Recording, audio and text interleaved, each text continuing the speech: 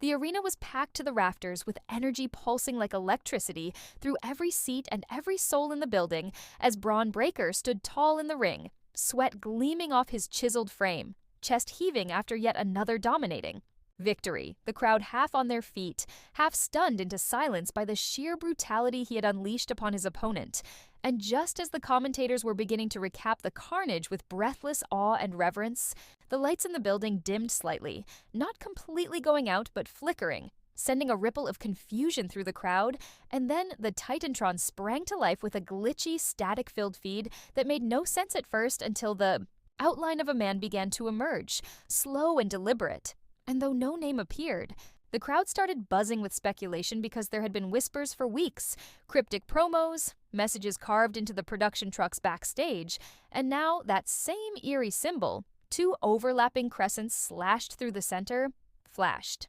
Briefly before the video feed cut out, and the lights slammed back on, revealing a tall, broad-shouldered figure in black standing just behind Braun, who hadn't noticed yet, still caught in the aftermath of his win, still basking in the adrenaline coursing through his veins, until the crowd suddenly roared with a warning that didn't make it to his ears in time, because by the time he turned around, Jacob was already airborne, springing forward with a vicious flying knee that connected with Braun's jaw like a freight train, sending him reeling backwards into the turnbuckle, stunned, confused, trying to gather his senses.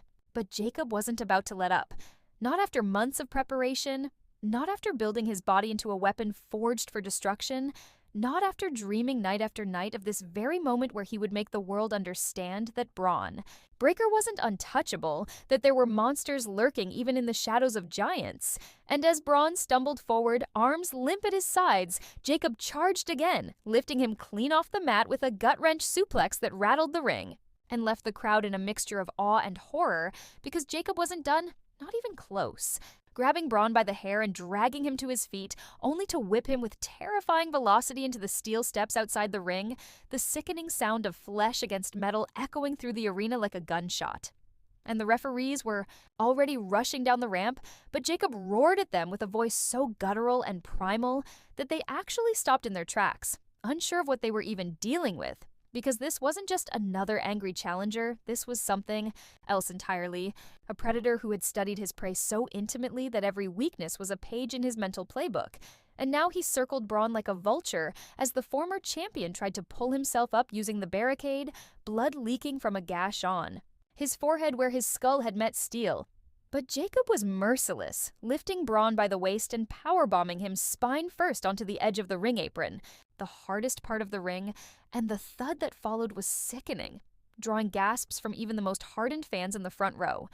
And Jacob looked into the camera then, his face twisted in a snarl of fury and purpose, mouthing the words, "You're not invincible!" before rolling Braun's broken body back into the ring and following like a panther closing in on a kill, stalking with slow, deliberate steps as he climbed the turnbuckle, standing tall above the fallen powerhouse, before launching himself into a brutal elbow drop that seemed to compress Braun's chest under the full weight of Jacob's frame. And now, the officials were in the ring trying to intervene, placing themselves between the attacker and his victim. But Jacob shoved one aside, growling something unintelligible. And before the others could respond, he had hoisted Braun again, this time into a modified torture rack, bending his spine at unnatural angles, shouting at the top of his lungs, "Remember my name!" as Braun cried out in pain for the first time in his career, a sound so foreign and raw that it made the fans realize they were witnessing the fall of a titan in real time. And Jacob finally dropped him, letting Braun collapse into a heap in the center of the ring before kneeling beside him and whispering something directly into his ear. Something the cameras couldn't pick up, but that made Braun's eyes flicker with a mixture of anger and fear. And then Jacob stood, raising his arms. As the crowd exploded with both cheers and boos, the lines drawn instantly between those who respected the sheer dominance they'd just witnessed and those who saw nothing but a cowardly ambush. And as security finally arrived in force, Jacob backed away slowly, calmly, never breaking eye. Contact with Braun, who lay motionless, barely twitching, his legacy suddenly in question. His reign of dominance shattered not by a match, not by a technical loss, but by a man who had chosen to make a statement with violence. And as Jacob exited the ring and walked up the ramp, the cameras zoomed in on the smirk playing at the corners.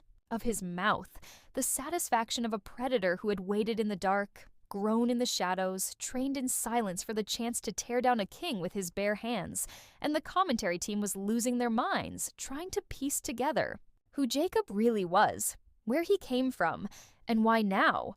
Why Braun? But none of that mattered to Jacob, who disappeared into the curtain with the knowledge that he had changed the course of the company in a single, brutal moment, and backstage chaos erupted as producers yelled into headsets, paramedics ran to the ring with a stretcher, and Braun Breaker, for all his accolades, was left staring at the lights above, his body broken, his mind racing, trying to comprehend how someone had dismantled him so completely, so methodically, and with such obvious hate. And Jacob, wherever he had gone, was already planning his next move, because this wasn't just a message, it was a war declaration. The start of something darker and deeper than anyone could have anticipated. And in the days to follow, the footage would go viral, analyzed frame by fans and analysts alike, with forums speculating on Jacob's identity, his motivations, his background, some pointing to his collegiate wrestling career cut short by injury, others referencing his stint in underground fight circuits where he had earned the nickname the Silent Storm for his methodical, expressionless violence, and while Braun was sidelined for recovery, forced to watch from home as the company replayed his downfall on every weekly recap, Jacob would continue his path of destruction, laying waste to other competitors each time, delivering the same cold, calculating offense, each attack bookended by the same eerie message. Nobody is safe when you pretend to be untouchable. And though the company refused to sanction a match between Braun and Jacob until the former was medically cleared, the narrative was inevitable. The return was building, and the day Braun finally stepped back into the ring, scarred but burning. With vengeance, Jacob was already there, standing in the center like a statue carved from war itself, waiting for round 2.